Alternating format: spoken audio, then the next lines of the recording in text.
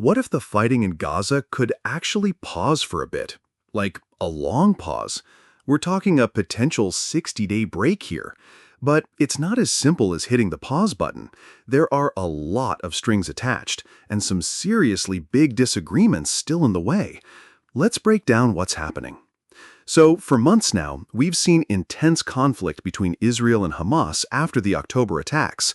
Countless lives have been lost, and the humanitarian situation in Gaza is, well, dire doesn't even begin to cover it. Now, there's a potential deal on the table for a 60-day ceasefire.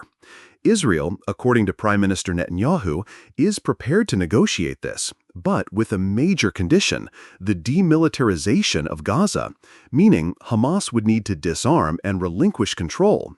The talks are happening indirectly, mediated in Doha, and were initially proposed by a U.S. envoy, Steve Witkoff.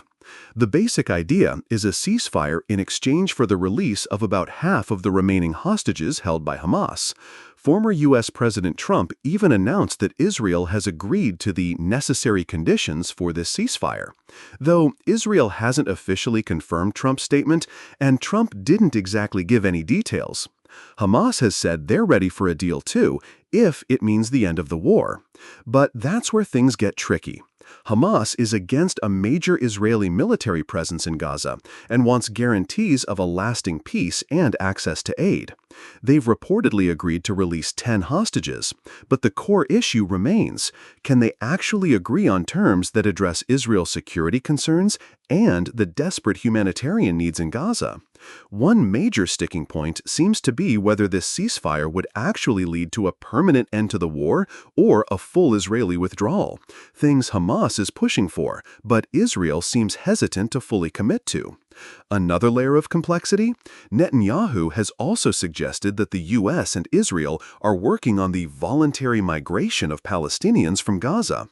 This idea, which Trump has floated before, has been heavily criticized as a potential act of ethnic cleansing, especially given the current conditions in Gaza.